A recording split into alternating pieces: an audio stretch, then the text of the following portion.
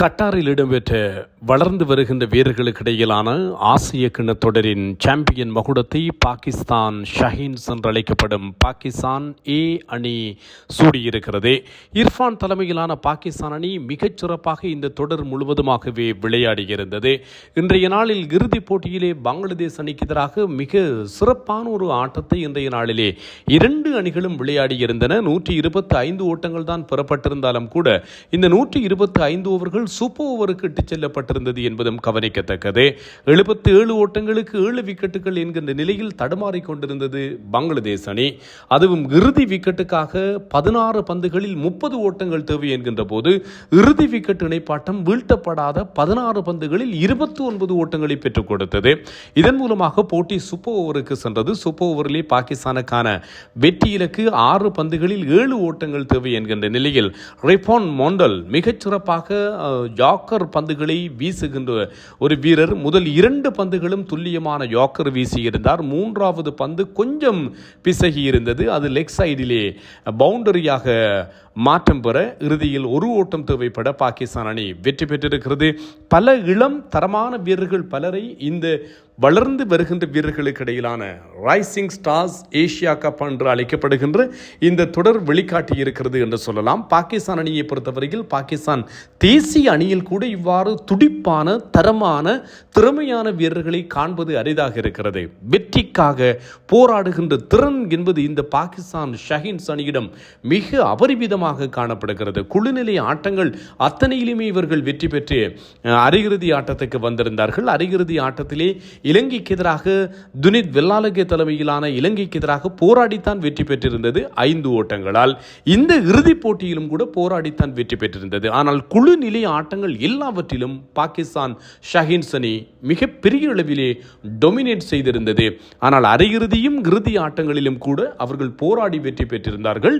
அவர்களுடைய போராட்ட குணம் எப்படி என்பதை மிக லாவகமாக இந்த அரங்கிலே கட்டார் அரங்கிலே காட்டியிருக்கிறார்கள். மா சதகத் 3 போட்டிகளிலும் ஆட்டமிழக்காத ஆட்டநாயகன் விருதை வென்று கொடுத்தவர். சாயும் அயூப் எப்படி ஒரு ஆரம்ப வீரராகவும் ஒரு ஆல்ரவுண்டராகவும் விக்கெட்டுகளை கைப்பற்றுகிறாரோ அதே போன்று பாகிஸ்தான் தேசிய அணியிலே இந்த மா சதகத்தை 20 வயதான வீரரை வெகு விரைவில் எதிர்பார்க்கலாம் போல் இருக்கிறது. அதே போன்று முக்கியம் என்று சொல்லப்படுகின்ற வீரர் இப்படி பல வீரர்களை சொல்லலாம்.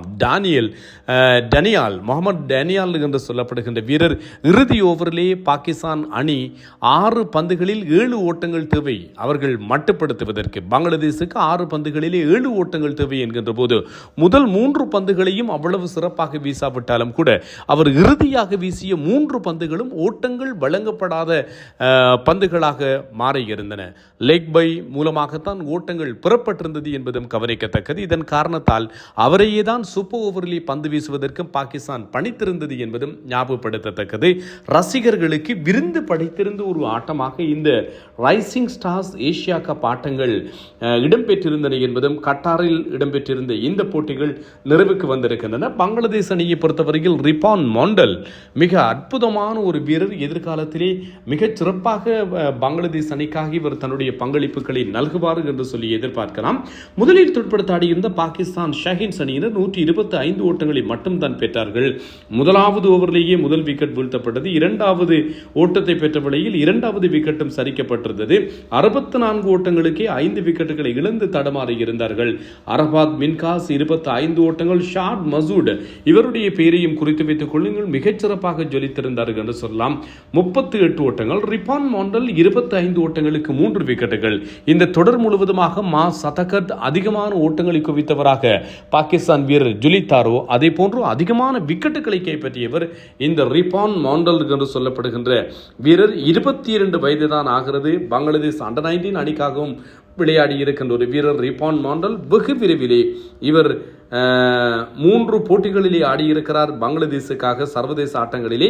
வெகு விரைவிலே பங்களாதேஷுக்கு இன்னும் ஏராளமான வெற்றிகளை பெற்றுக் கொடுக்கக்கூடிய ஒரு வீரராக இந்த ரிஃபான் மொண்டல் வருவார் என்று சொல்லி எதிர்பார்க்கப்படுகிறது. 2 விக்கெட்டுகளை ரஹிபுல் ஹசன் கைப்பற்றியிருந்தார். 10க்கு துடுப்படுத்தாடியிருந்த பங்களாதேஷ் அணிக்கு ரஹ்மான் சொனாம் சொஹான் 26 ஓட்டங்கள். மற்றவர்கள் யாரும் சொல்லும்படியாக துடுப்படுத்தாடி இருக்கவில்லை. இந்தியாவை வெளியேற்றுவதற்கு காரணமாக இருந்த சகலதுறை ஆட்டக்காரர் 6 சிக்ஸர்களை விளாசியிருந்த மெஹரப் இன்று 19 ஓட்டங்களை பெற்றுக் கொடுத்திருந்தார். ரஹிபுல் ஹுசன் 24 ஓட்டங்கள், அப்துல் கபார் சக்லைன் 16 ஓட்டங்கள், ரிப்பன் மாண்டல் கூட இறுதி நேரத்தில் போட்டியை விறுவிறுப்பாக்கி இருந்தார். 9 பந்துகளிலே 11 ஓட்டங்கள், 77 ஓட்டங்களுக்கு 7 விக்கெட்டுகள் என்கிற நிலையில் தடுமாறினார்களே. 53 ஓட்டங்கள் பெற்றிருந்த போதே 7 விக்கெட்டுகள் இழக்கப்பட்டிருந்தது. அப்படி 53 ஓட்டங்களுக்கு 7 விக்கெட்டுகள் இழக்கப்பட்டிருந்தாலும் கூட பாகிஸ்தானுக்கு எதிராக பங்களாதேஷ் இறுதி விக்கெட்டிலே 16 பந்துகளில் 30 ஓட்டங்கள் தேவை என்கின்ற ஒரு நிலைமையும் வந்திருந்தது. அப்படி இருந்தும் ரிப்பான் மாண்டல் மற்றும் சக்லைன் ஆகியோர் மிக லாபகமாக ஆடினார்கள். 19வது ஓவரிலே போட்டியை மாற்றுகின்ற 3 சிக்ஸர்களை இவர்கள் விளாசியிருந்தார்கள். ஆனால் இறுதி 6 பந்துகளிலே 7 ஓட்டங்கள் தேவை என்கின்ற நிலையில் பங்களாதேஷ் அணியால் வெற்றி பெற முடியாது போயிருந்தது. அந்த அளவிற்கு வெற்றி பெற முடியாத அளவிற்கு சிறப்பான பந்து வீசி இருந்தவர் பாகிஸ்தான் அணியினுடைய வீரர்கள் என்று சொல்லலாம். மிக லாபகமாக அகமது டேனியல் மிக லாபகமாக அந்த இறுதி ஓவரை வீசியிருந்தார். இதனால் தான் போட்டி 6 பந்துகளிலே 7 ஓட்டங்கள் பெறுவது என்பது 2020 போட்டிகளில் அவ்வளவு முடியாத காரியம் கிடையாது. அப்படி இருந்தும் அகமது டேனியலினுடைய சிறப்பான பந்து வீச்சு போட்டியை சூப்பர் ஓவருக்கு இட்டு சென்றது. சூப்பர் ஓவரிலும் கூட அகமது டேனியல் தான் பந்து வீசியிருந்தார். அவர்தான் பாகிஸ்தானுடைய இந்த வெற்றிகளுக்கு பிரதானமான காரணமாக அமைந்திருக்கிறார். பாகிஸ்தான் அண்மை காலமாக மோசமான தோல்விகளை சர்வதேச ரீதியிலே தேசிய அணி பெற்று வருகின்ற நிலையில் அவர்கள் உள்ளூரிலே இடம்பெற்று வருகின்ற இந்த முக்கோண தொடரை வைத்துக் கொண்டு அவர்களுடைய திறமையை வெளிப்படுத்திவிட முடியாது, வெளிக்கொணர்ந்து விட முடியாது. ஆனால் இந்த பாகிஸ்தான் ஷஹீன்ஸ் அணி மிகச் சிறப்பான ஒரு தரமான அணியாக மிளிர்ந்திருக்கிறது. எதிர்காலத்திலே பாகிஸ்தான் தேசிய கிரிக்கெட்டை பிரதித்துவம் செய்யக்கூடிய பல வீரர்கள் இங்கிருந்து உருவாகுவதற்குரிய வாய்ப்புகள் இருக்கின்றன. பாகிஸ்தான் ஷஹீன்ஸ் அணிக்கு எங்களுடைய வாழ்த்துக்களை சொல்லிக் கொள்ளலாம். இறுதி வரைக்கும் போராடியிருந்த பங்களாதேஷ் அணியும் குறைத்து மதிப்பிட்டு விட முடியாது. இந்தியாவை IPL ஸ்டார்ஸ் பலரை கொண்டிருந்த இந்தியாவை அரையிறுதியிலே வெளியேற்றியிருந்தது இந்த பங்களாதேஷ் அணிதான் என்பதும் ஞாபகப்படுத்தத்தக்கது. அரையிறுதிக்கு தேர்வாகியிருந்த இந்திய இலங்கை அணிகளுக்கும் இறுதிப் போட்டியிலே விளையாடியிருந்த பங்களாதேஷ் பாகிஸ்தான் அணிகளுக்கும் தொடரிலே வெற்றி பெற்று சாம்பியன் முகுடத்தை இருக்கின்ற பாகிஸ்தான் அணிக்கும் வாழ்த்துக்கள். 7வது தடவையாக நிறைவுக்கு வந்திருக்கின்ற ரைசிங் ஸ்டார்ஸ் ஏசியா கப் போட்டிகளிலே 3வது தடவையாக பாகிஸ்தான் சாம்பியன் மகுடத்தை சூடியிருக்கிறது.